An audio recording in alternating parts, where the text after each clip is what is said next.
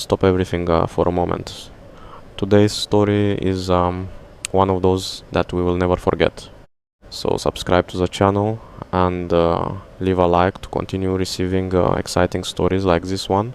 Daniel Ferreira never imagined he would find his housekeeper sleeping on the floor of an abandoned house, wrapped in cardboard, with her sick daughter in her arms.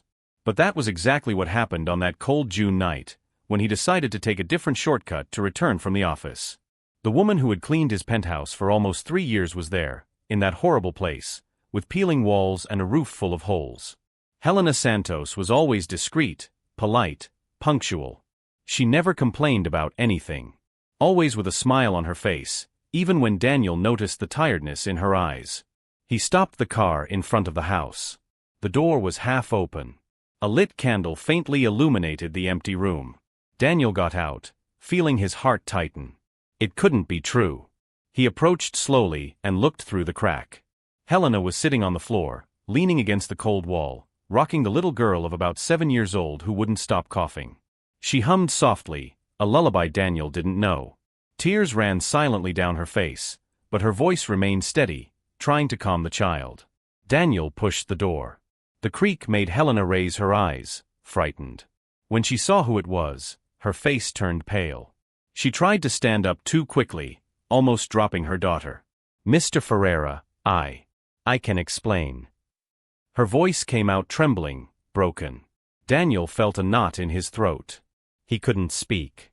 He just stared at that absurd scene. His housekeeper, the woman who kept his home spotless, who prepared his meals, who took care of every detail with such care, was living in a place where not even animals deserved to live. "Why didn't you tell me?"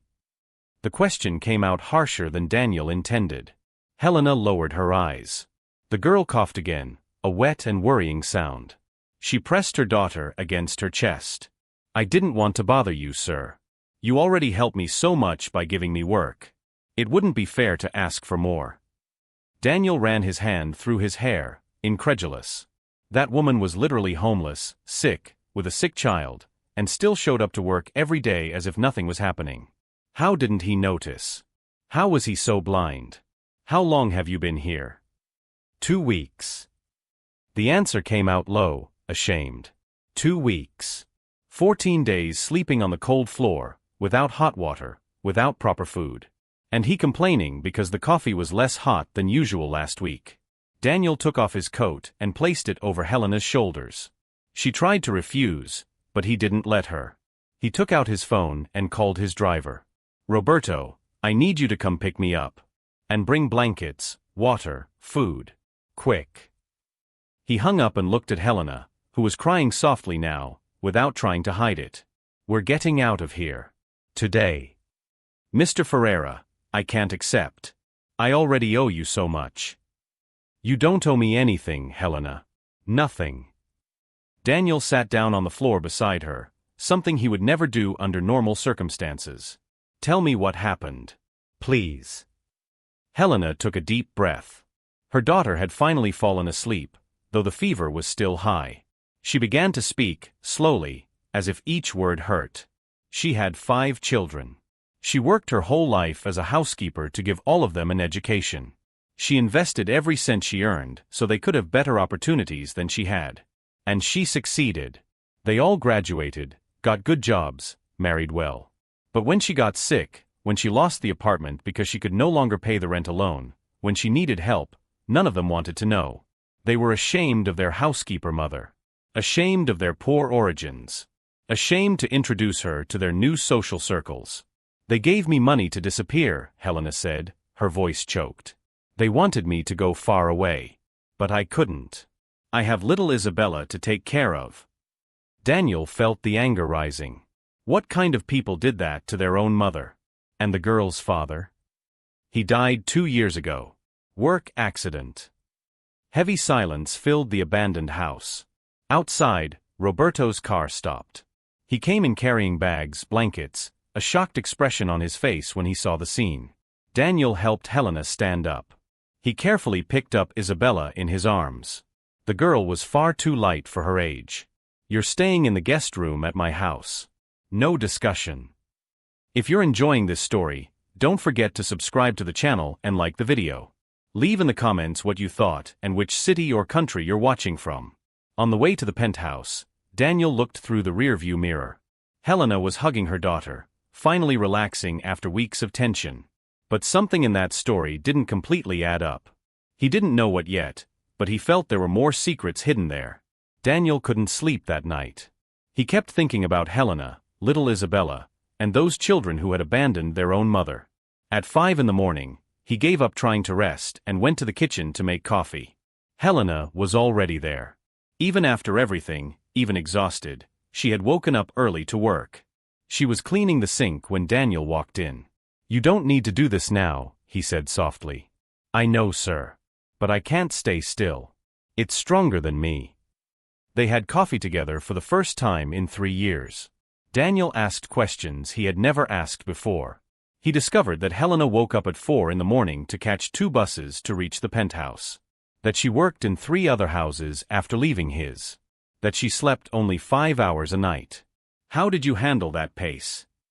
"For their future," Helena replied, looking at the cup. "I wanted my children to have everything I never had. Education, opportunities, respect. I worked in 7 houses at the same time when they were little. I went hungry so they could eat.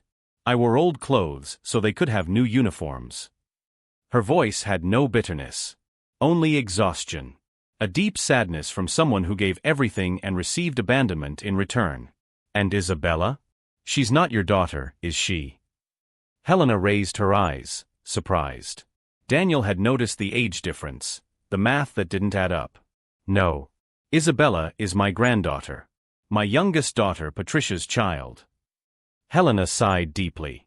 Patricia died during childbirth. The husband didn't want to keep the baby. He said it would get in the way of his career. The other children didn't want to help either. So I kept her. Daniel felt his stomach turn. That family was worse than he imagined. "And do they know you were in that house?" "They do. I asked for help before losing my apartment. I called each of them. I begged." Tears started falling again. "My oldest son, Ricardo, laughed in my face. Said I should have thought better before agreeing to raise another mouth to feed. Fernanda, my second daughter, said I was a burden in her life. That she was ashamed to introduce me to the rich friends she has now." Helena wiped the tears with the back of her hand. "Tiago, my third son, offered money. But with one condition, that I disappear. That I go to another city, far away, and never contact them again. Julia, the fourth, didn't even answer my calls. She blocked my number." Daniel was so angry his hands trembled. How was so much cruelty possible? Where do they live? "Why, Mr. Ferreira?" "Because I'm going to have a conversation with each of them." "No, please." Helena held his arm. "That will only make everything worse. They've already made it clear they don't want me around. I accept it. I just want to live in peace with my granddaughter."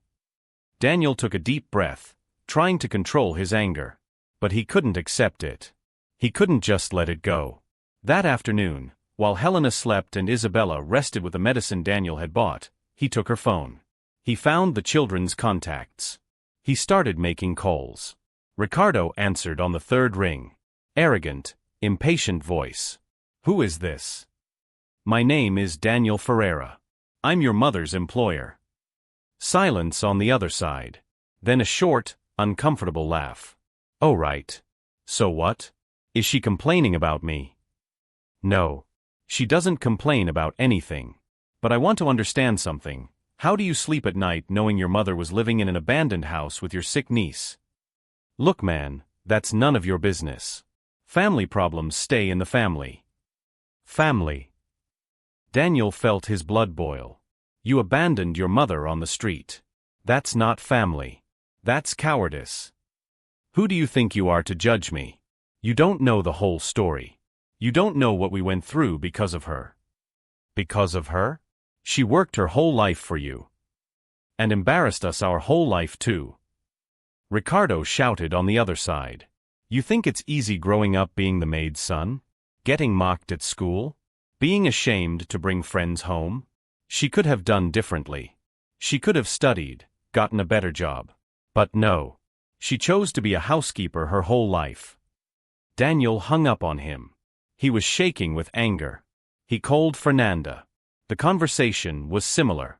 She blamed her mother for everything.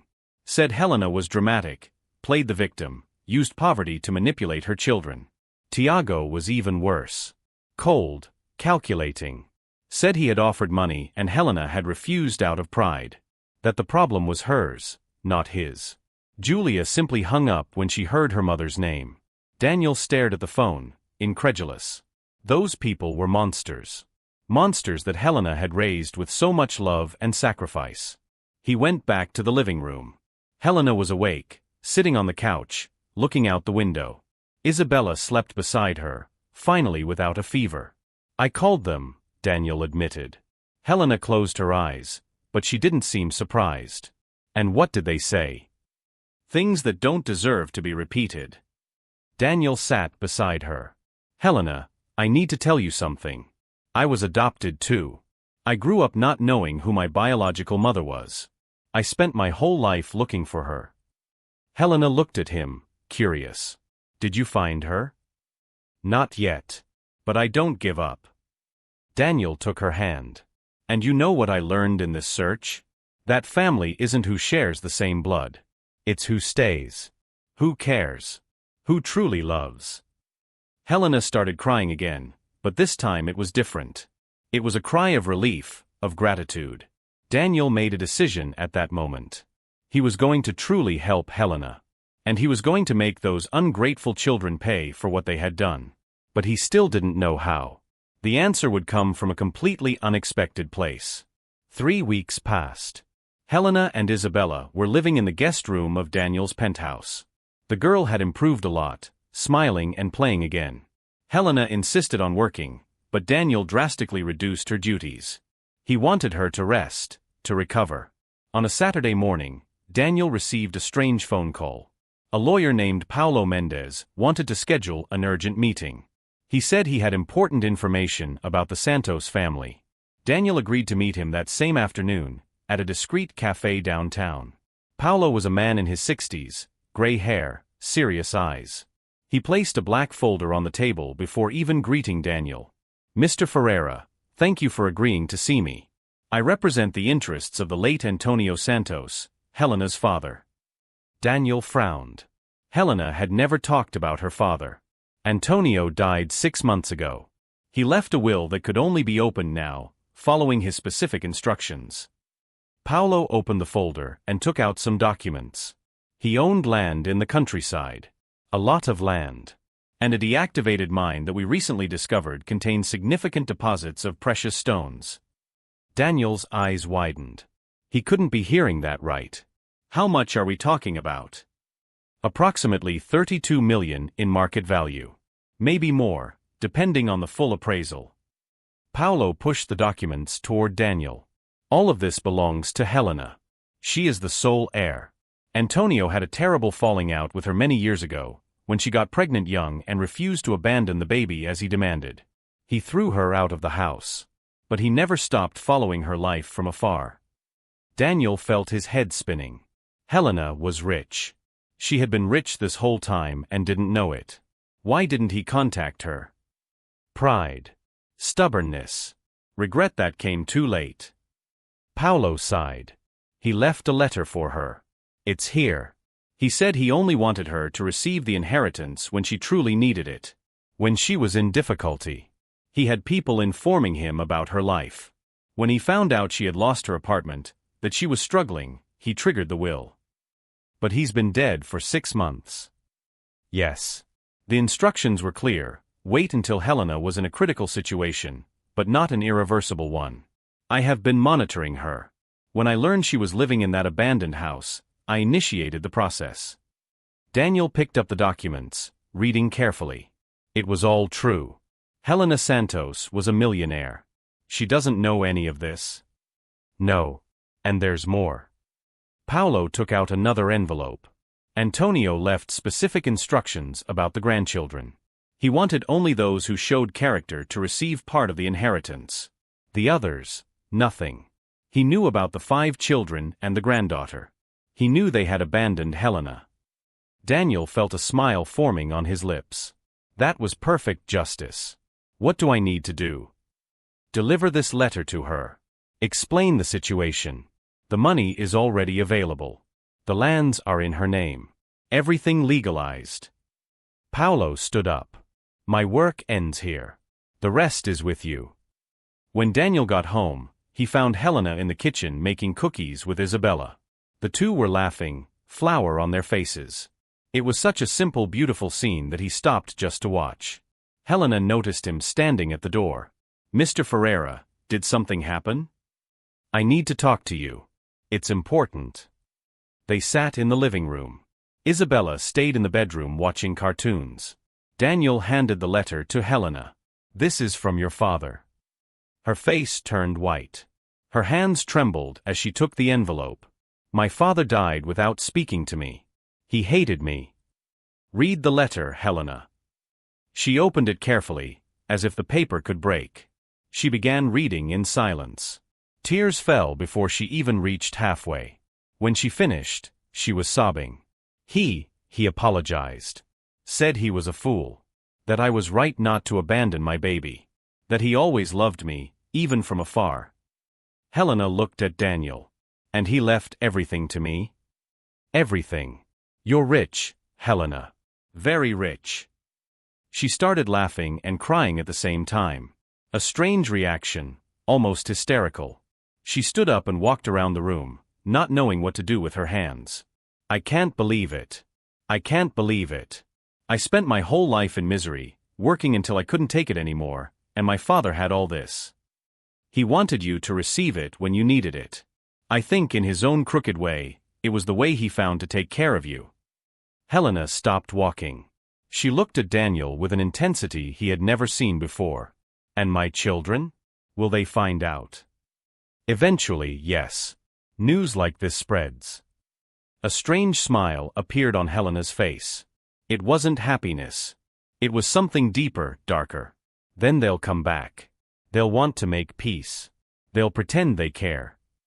Probably. And I'll be ready for them. Helena held the letter against her chest. I'll be very ready. Daniel realized at that moment that Helena wasn't just a sweet, helpless victim. There was steel in that woman. Strength that had been tested too much, forged in the fire of abandonment and betrayal. She had a plan. He could see it in her eyes. And Daniel decided he would help her carry out that plan, whatever it was. Those ungrateful children needed to learn a lesson. A lesson they would never forget. Revenge would be served cold. And with a lot of justice. It took only 2 weeks for the news to spread. Helena Santos, the housekeeper, had inherited a fortune. The local newspapers published stories about the precious stone mine, about the valuable lands. Her name was everywhere. And then the children began to show up. Ricardo was the first. He rang the doorbell of Daniel's penthouse on a Tuesday afternoon. Helena was in the living room when Daniel opened the door. She signaled for him to let him in. Ricardo walked in with an expensive bouquet of flowers and a fake smile plastered on his face. When he saw his mother, he opened his arms as if they were best friends. Mom. I missed you so much. I was so worried about you. Helena remained seated, without moving. She looked at her son with a neutral expression. Worried? How interesting. You weren't worried when I called you asking for help 2 months ago. Ricardo's smile faltered. Mom, I was going through a difficult time. Problems at work, you know how it is. But now I'm better and I came here so we can reconcile. Family is family, right? Family. Helena repeated the word slowly, savoring each syllable. Tell me, Ricardo, when did you find out about the inheritance? He swallowed hard. Tried to keep his composure. I read it in the newspaper. I was so happy for you. You deserve everything good after working so hard. Liar. The word came out cold, cutting. You don't care about me. You never cared. You just want money. That's not fair, Mom. I always loved you. Then why did you let me sleep on the floor of an abandoned house? Why did you laugh when I begged for help? Helena stood up, walking until she was face to face with her son. I remember everything, Ricardo. Every cruel word you said. Every door you slammed in my face. Ricardo tried to touch her arm, but Helena stepped back. I was wrong. I admit it. But we can fix this. I've changed. Changed. Helena laughed, but it was humorless. You changed in 2 weeks? Since you found out about the money. Fernanda arrived soon after, bringing the same lame excuse. She cried, asked for forgiveness, said she had been influenced by her husband. That she had always loved her mother but was afraid of disappointing her spouse. Tiago showed up with a lawyer, trying to discuss terms of reconciliation. He talked about investments, opportunities, about how he could help Helena manage the fortune.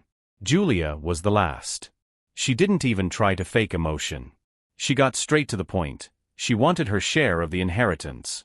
After all, she was a daughter. She had rights. Helena gathered them all in Daniel's living room. The 4 of them sitting on the couch, her standing in front of them. Daniel leaned against the wall, just watching. Do you want to know how much you're going to receive from the inheritance? Helena asked. All 4 leaned forward, attentive. Greedy. Nothing. You're going to receive nothing. The silence was deafening. Fernanda was the first to react. You can't do this. We're your children. Children who abandoned me. Children who were ashamed of me. Children who left me in misery while living in comfortable houses. Helena crossed her arms. My father left clear instructions in the will. Only the grandchildren who showed character would receive part of the inheritance. Little Isabella will receive everything when she turns 18. You nothing. Ricardo stood up, furious. We'll sue. This won't end like this. Go ahead. Helena didn't seem intimidated. Spend all your money on lawyers. The will is bulletproof. My father made sure of that. Tiago tried another approach, more calculating. Mom, think carefully. You're going to need help managing all this. We're your family. We can work together. I have all the help I need. Helena looked at Daniel. I have people who truly care about me. Not people who only showed up when they saw money. Julia was red with anger. You've always been a failure. Always just a maid. And you'll keep being one, even with money. Maybe. Helena smiled for the first time. But I'll be a millionaire maid who takes care of her granddaughter with love. While you'll be people rich in money but poor in character.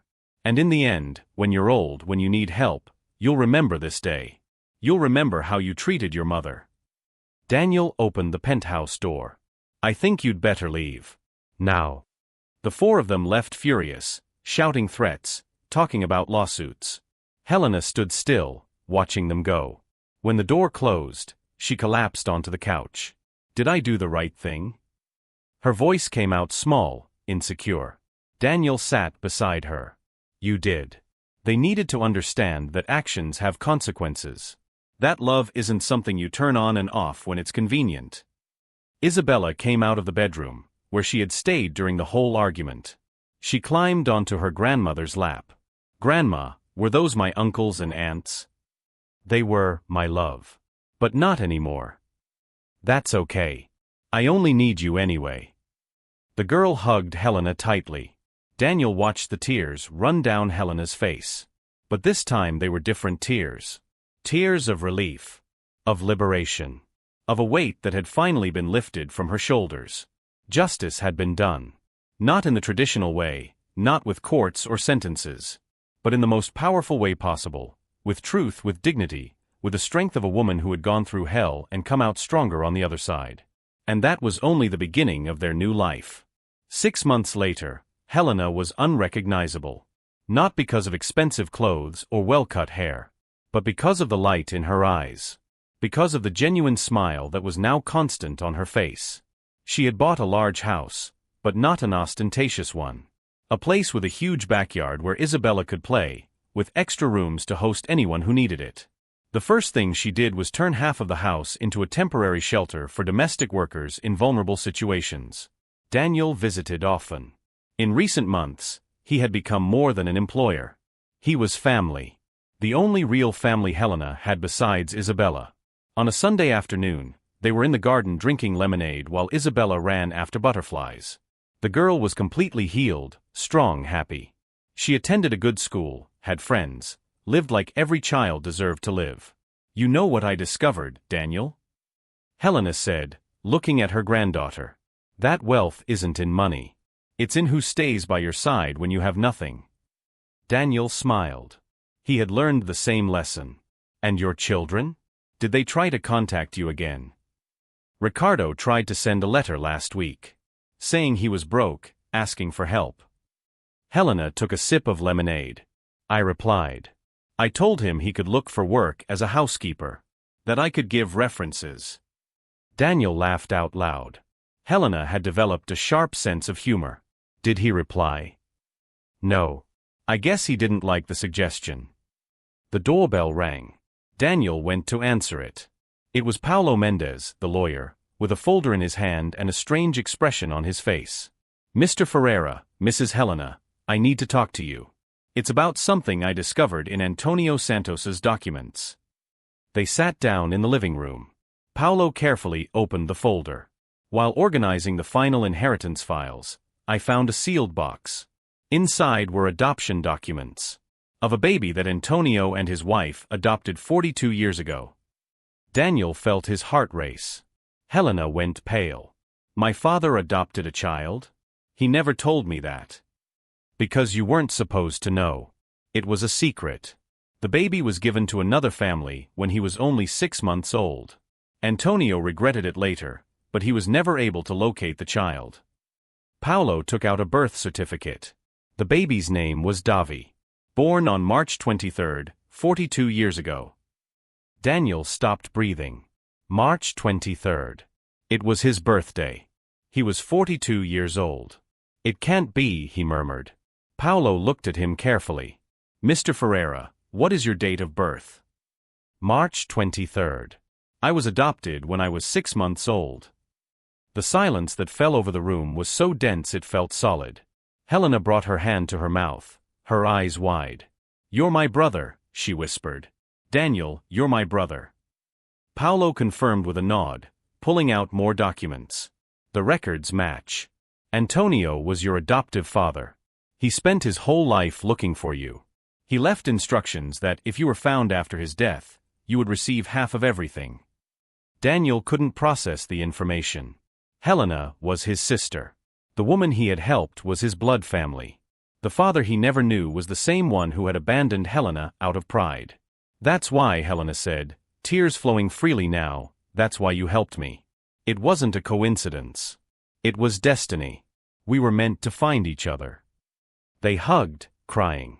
Isabella came running from the kitchen, startled by the crying, but when she saw they were happy tears, she smiled. Grandma, are you okay? I'm great, my love. Better than ever. Helena picked her granddaughter up.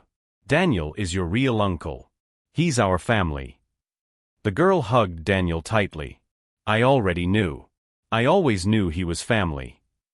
In the following months, Daniel and Helena worked together to expand the shelter. They bought 3 more houses, created a professional training program, offered scholarships. They helped hundreds of women rebuild their lives.